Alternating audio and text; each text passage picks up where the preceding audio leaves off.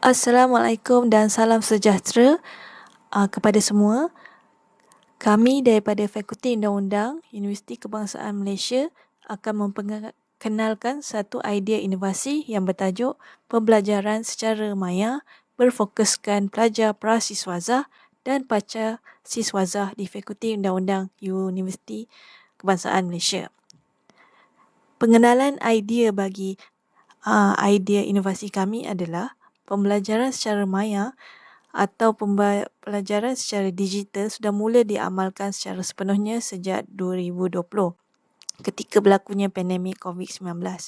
Oleh sebab kekangan dan halangan yang tidak membenarkan pembelajaran dan pengajaran secara fizikal dilakukan, para pencara secara automatiknya diangkat sebagai perintis untuk mengajar secara maya dalam bidang ini.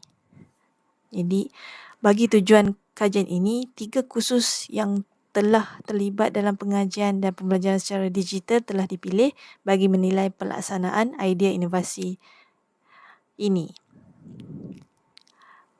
Seterusnya, penyataan masalah bagi kajian kami adalah secara asasnya para pelajar tidak pernah mempelajari ilmu undang-undang secara maya. Maka kaedah pembelajaran yang baru ini merupakan salah satu cara untuk membuktikan keberkesanan tahap pemahaman dan pengaplikasian ilmu para pelajar dalam menyelesaikan semua tugasan yang diberikan sepanjang pengajian mereka di fakulti.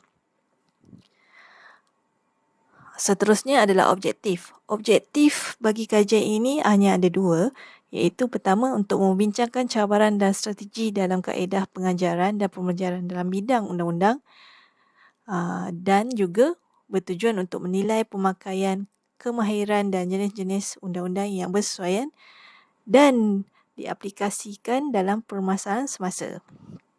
Metodologi yang digunakan dalam kajian ini adalah 2 sahaja, iaitu kaedah pengalaman dan juga kaedah pemerhatian.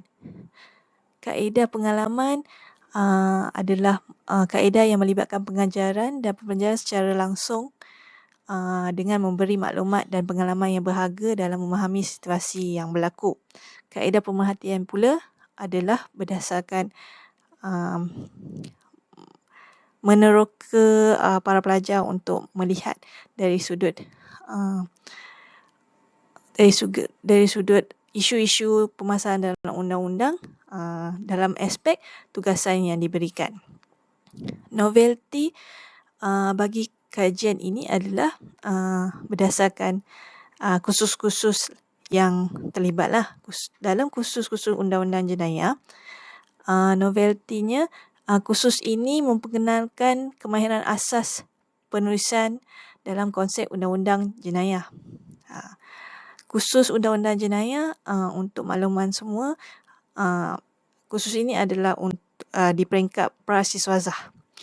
Okey, seterusnya kursus kemahiran rundingan dan penyelesaian pertikaian alternatif. Dalam kursus ini, noveltinya adalah kursus ini mempertengahkan skill rundingan dalam menyelesaikan konflik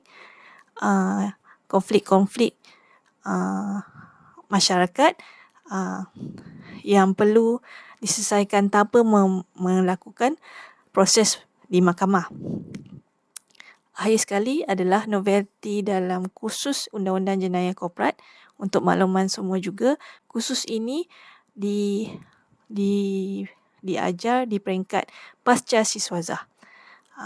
Jadi noveltinya adalah dalam kursus ini dia mengaplikasikan undang-undang dan dasar mengenai jenayah korporat. Selain daripada itu, para pelajar diminta untuk menganalisis pendekatan yang berkaitan dalam penyiasatan dan hal-hal berkaitan dengan entiti syarikat yang terlibat dalam jenayah korporat.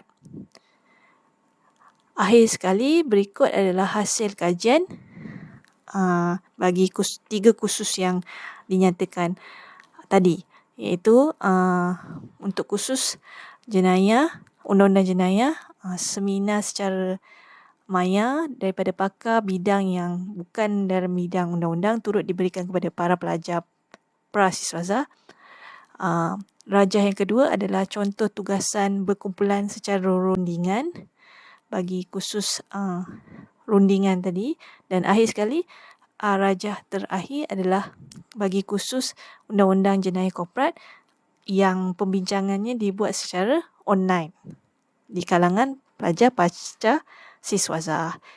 Jadi itu sahaja daripada kami. Terima kasih kerana mendengar.